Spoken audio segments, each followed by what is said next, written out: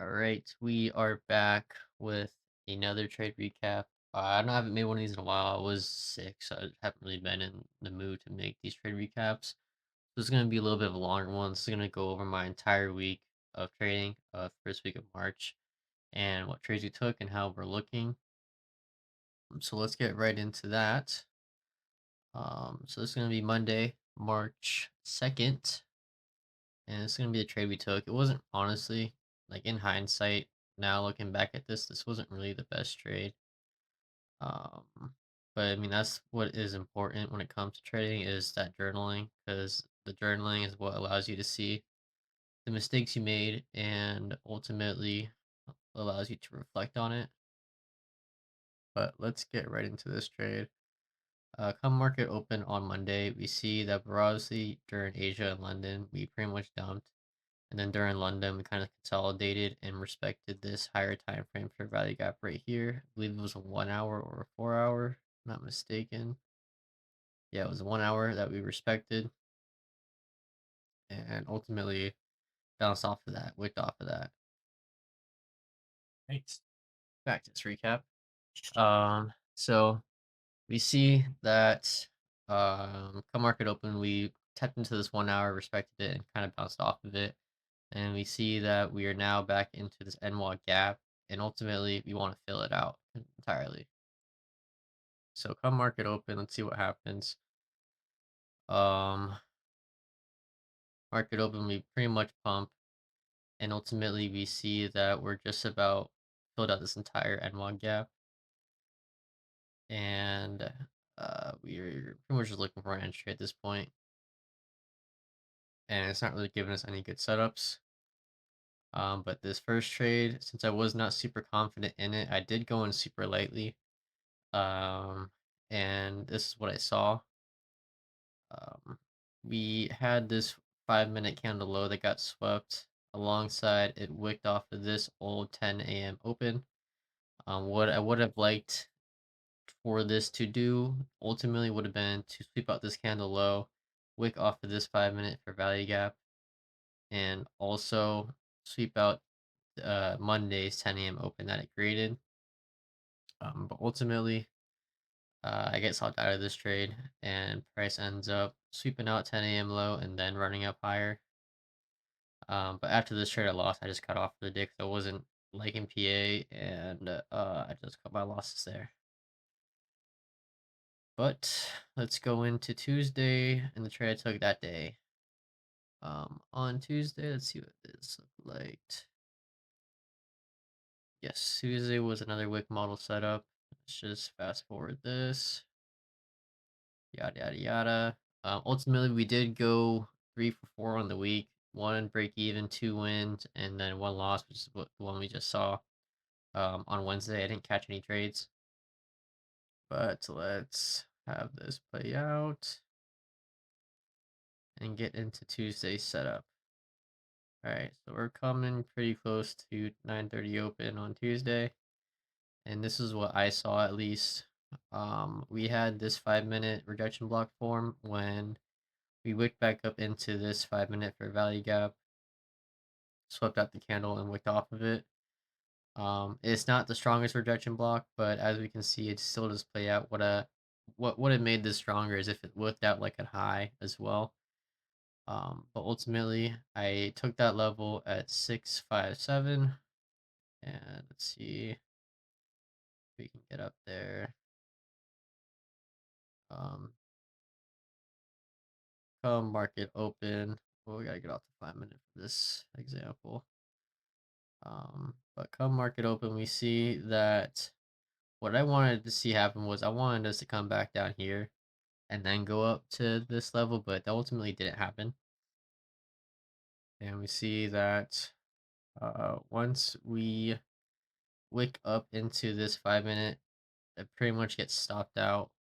Not stopped out. I pretty much hit TP right away. What I did was I just targeted this unfilled 1 minute right here, and we can see as soon as we got entered, it pretty much just rejected. Like it couldn't have rejected better. And I closed that out for just above 65 points, 6.75 RR on that trade. That trade brought us in just over 2,000, because I did go in lightly, because I was on a pretty decent losing streak for February. So I de-risked significantly, and had I stayed at normal risk, would have made a lot more money. But obviously, proper risk management comes along with being a consistent trader. So after this one, um, I got off of the day on what was this? 3-3. This was Tuesday, I'm pretty sure, right? 3-3. Yeah, this was Tuesday. So after I hit this trade, I pretty much called it and got off there. I made my money for the day and left the charts. But now we can go on to Wednesday. But this is a pretty textbook setup for my wick model.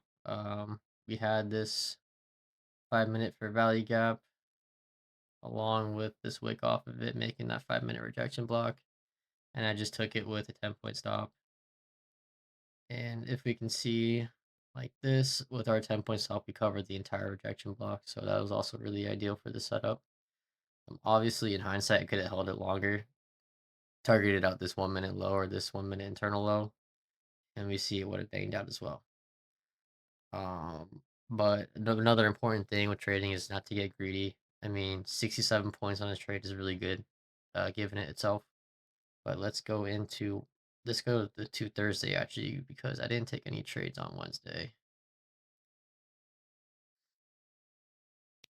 And if you're not already in it, the Discord is free, and I do daily recaps, completely entirely for free. This would have been a trade I would have liked to take on Wednesday if it ever got filled. Ultimately, was this right here.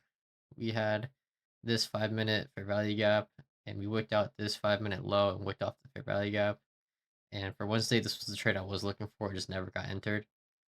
It was this 5 minute rejection block entry, and I would have targeted something like this. 10-point stop as always. And I just would have targeted previous day high for this one. Or even you could have even targeted the previous high, so would have made a decent amount of money on that. Ultimately, it never got tapped back into, so I didn't make any money on Wednesday because it never got entered. But let's run over to Thursday now. Go over Thursday's trade, which ended up being a break-even trade. Um, right here on the 3 minute, we see this right here. We see this 3 minute wick wicks out this. Well, we take out this high, right? And we wick off of this high right here. And while we wick off of this high, we wick off of a 3 minute bearish for value gap. And this is also a pretty textbook setup for my wick model. Took this with a standard 10-point stop, and with that 10-point stop, it covered the entire rejection block, which is ideal for these setups. On the events that our 10-point stop doesn't cover the entire rejection block, we risk getting stopped out. Not only one, because it's obviously a game of probabilities. These setups are never guaranteed. And two, if we can't cover the entire rejection block, then it kind of leaves room for error. Because we do get in at a pretty discounted spot on the rejection block since we do take equilibrium of it. But ultimately, um, there's one more price area which is more better than equilibrium, and that's going to be OTE of a rejection block.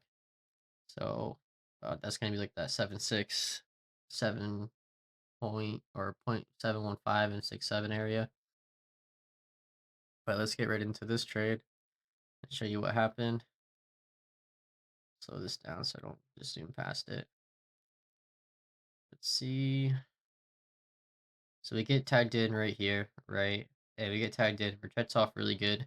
And you see after we get tagged in, we see it drops just, I think it was 26 points, 25 points. Yeah, we see we dropped 28 points. And with how I trade this model, after either one, it sweeps its first internal low, or two, it goes 20 points, I like to go break even. So after I saw it go 20 points, I went break even on this trade. And we can see after that, it comes back up and then continues higher. And I got stopped out break even on this trade. After this, that was the only trade I took on Thursday, and that was my break even trade. Another, like, in hindsight, that I wasn't really thinking about when I took this was we did have a really strong draw above us at London highs, and ultimately, that was another factor that I should have accounted for, as far as why this might not have played out. Ultimately, we can see after we take out London highs, then that's when we make our move down. And I was looking for something like this because we had this 5 minute high get taken out, wicked off this 5 minute fair value gap, and wicked off London highs. So I was looking for something like this as far as my entry went, or as far as my possible second entry would have went. But ultimately, you see, we never got tapped back into, and we just go down from here, right?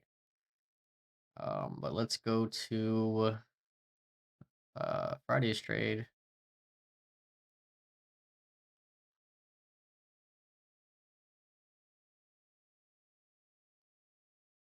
Do. All right, so Friday we had NFP, and some people like to gamble on the news event itself. I only ever do that with evals, and even with evals, I only like to gamble them on CPI. But with this NFP candle, what it created was what's called data highs and data lows, which are also key levels. And this is what we have with this on this 5 minute. We have this 5 minute data high candle and this 5 minute data low candle. But we can see, let's kind of get this zoomed in. Let's play out. Oops, too far.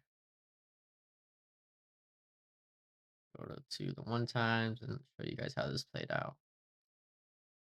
So we can see, let's see if this candle forms really quick. With this 5 minute candle, we form a bearish rejection block because we swept out this data high, which is a key level, and wicked off of it. We not only did that, but we also swept out this previous high right here and rejected off of this 5 minute fair value gap. So with this, what I did after this candle closed, I put my limit with the 10-point stop right here and hopped down to the 1 minute and looked at my targets. We had this internal low right here, another internal low right below it, and then ultimately, I was making sure my mic wasn't muted. Ultimately, we had this unfilled 5 minute right here, right? And my idea for this trade was take out these two lows and then trail it throughout this 5 minute fair value gap that was untapped. We can see we get tapped in right here, and reject's really good. And when it swept out this second low, I started trailing and pretty much got stopped out because we pretty much ultimately retested right away. And that closed out for 47 points. Um, as we see now, it does end up going lower, and that would have pretty much been high of that trade right there, and we would have filled out the entire 5 minute fair value gap. But how I like to trade is always to secure profits as well. So I have clear draws, and my clear draws was this unfilled 5 minute alongside these internal 1 minute lows. And we can see after we swept these two lows, I didn't go break even. After 20 points, I went break even, and then I started trailing profits after we swept these two internal lows. And for this one, I did not go back to complete normal sizing. I went up to 3 micros per account, and this one resulted in just under 5K because it was, if I remember, it was like 237 or something per account. And you times that by 20, and you get that 4740 of 4,740. If we went back to entirely normal sizing, that would have been 5 micros per account, and that would have been for this trade 460 per account. If you do the math on that, you do 460 times 20 accounts. Um, that would have been just under 10 grand, which would have been 9,200. But like I said before, I am coming off of a pretty decent losing streak, so I am working my way back up to normal sizing. Until I kind of get enough wiggle room with my buffers, I'm gonna be pretty much sticking 2 3 micros per account, and then once we have enough winning trades, more or less, we'll go back up to 5 micros per account and get back to normal sizing. But like I said before, obviously with proper risk management uh, comes consistency, and am coming off of a pretty much losing streak from February, so I am just sized down at the moment just to trade safer, more or less. But that is going to pretty much wrap up my entire week's worth of trading. Like I said, we did go. Let's see, we did go 3 for 4, 2 wins, one break even, one loss at the end of the week. And we ended the week up, let's see, do the math. that first trade we made 2380, 2380, and then on Friday we made 4740. So that ended us just over 7K because we lost that first trade on Monday, which is still really amazing. I know a handful of people that don't even make that in a given month. So with that being said, that is gonna wrap up this video, guys. If you learned something new, please leave a like, comment, and subscribe. That helps me out a lot because I am trying to grow. And if you're not already in the Discord, or the Discord is completely free, it doesn't hurt you at all. The only thing you benefit from it is that you learn something that you might not know. So without a doubt, I'll catch you guys in the next video. Peace.